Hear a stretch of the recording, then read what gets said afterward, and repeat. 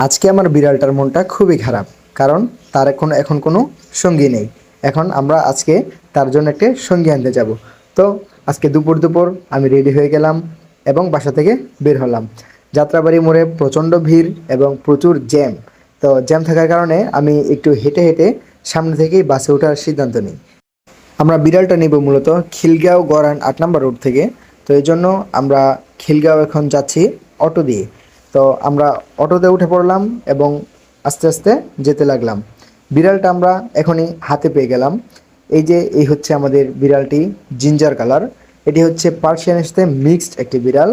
বিড়ালটি নিয়ে আমরা আস্তে আস্তে কমলাপুর হয়ে তারপর যাত্রাবাড়ি আসব।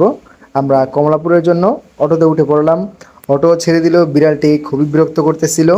আমরা যখন কমলাপুর আসলাম, এসে দেখলাম কমলাপুর ঈদ উপলক্ষে খুবই সুন্দরভাবে সাজানো এবং পাশাপাশি পুলিশ নিয়োজিত করা আছে।